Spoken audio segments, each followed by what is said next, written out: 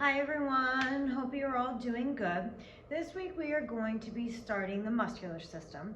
I always follow the muscular system after the skeletal system because we've learned the names of the bones, and a lot of our muscles are named from the bones that they are located near.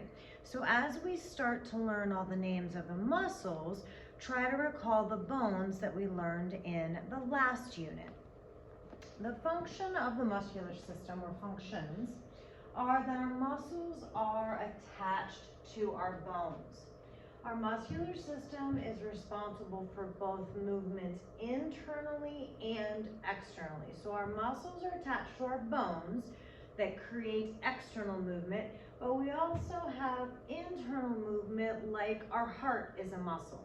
Okay, so we have internal movement occurring by muscles like our heart inside our bodies. Our muscular system also is responsible for the maintenance of body position and posture. Our muscular system is what holds our bones up, provides the strength for our bones to allow the framework of our bodies. Our muscular system has three components. Our muscles themselves, obviously, which are tissues with the ability to contract and relax. Okay, so a muscle is a tissue. It has the ability to contract, then it has the ability to relax.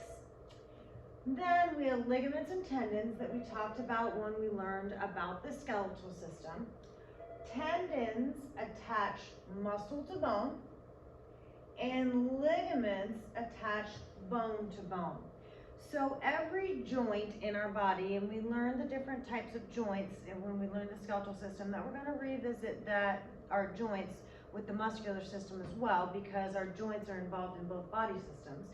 But our tendons and ligaments, our muscle, bone, tendon, ligament, come together at every joint. Okay, and our tendon attaches our muscles to our bones, our ligaments attach our bone to bone. Now, there are three types of muscle: skeletal,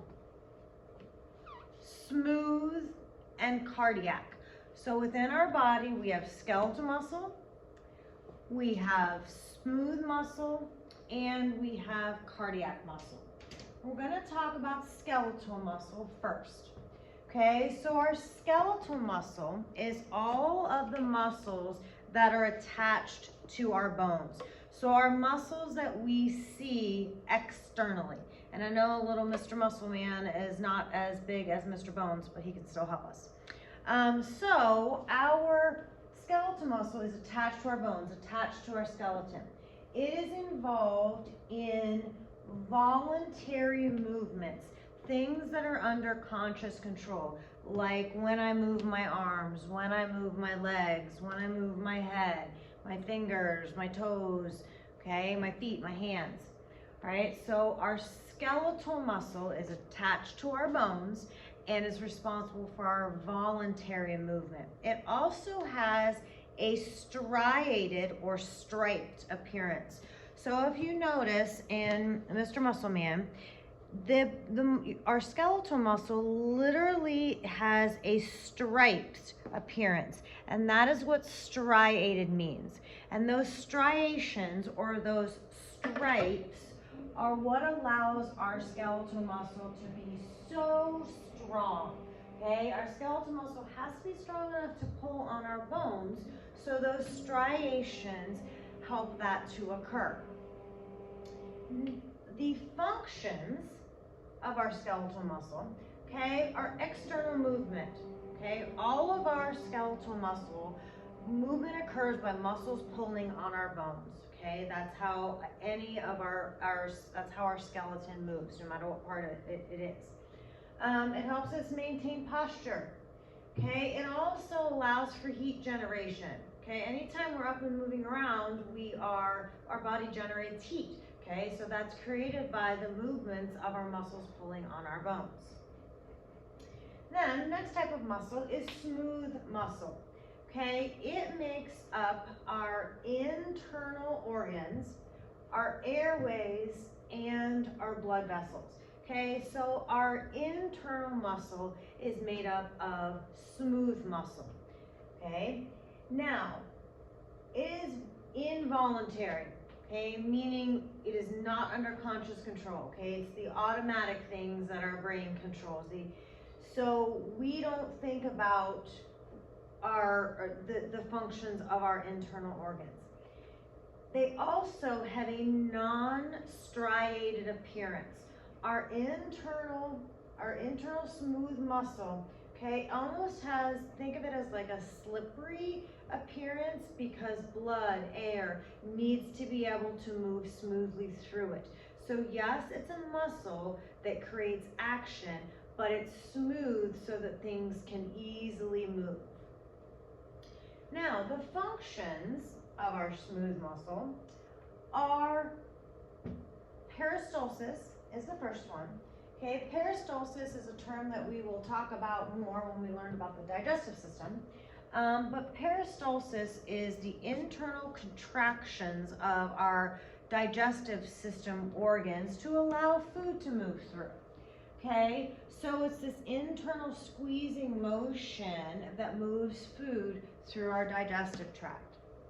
Then we have respiration, which is the opening and closing of our airways.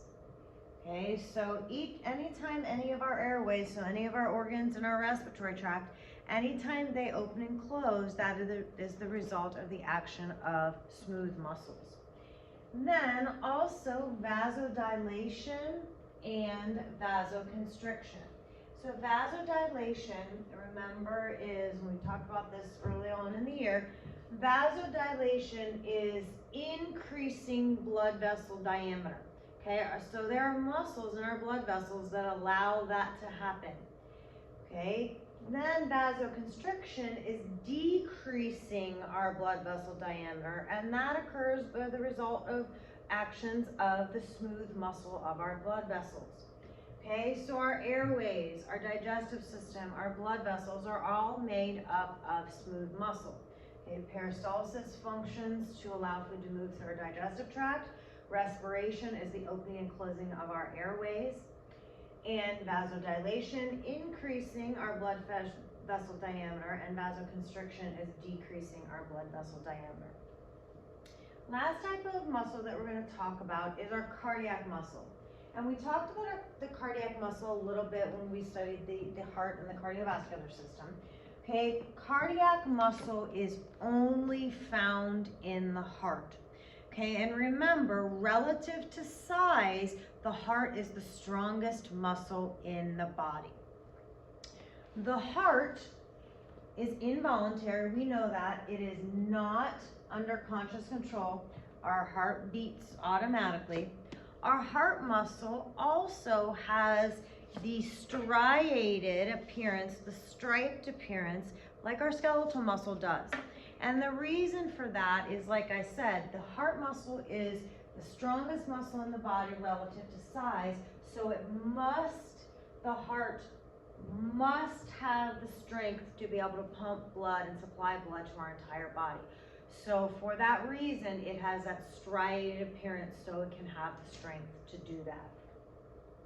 And we all know that the function of our cardiac muscle, of our heart muscle, is to circulate blood throughout the body by making the heart beat to pump blood. Remember, every time our heart beats is when blood is moved through our heart and taken to our body.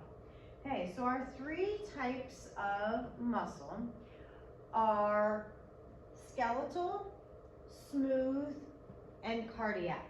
And remember that the functions of our muscular system are to facilitate movement in the body and also to help maintain our posture with our bones. Our next lesson is going to be about specifically how our muscles generate movement. But as always, let me know if you have any questions, and I will see you all next lesson. Bye.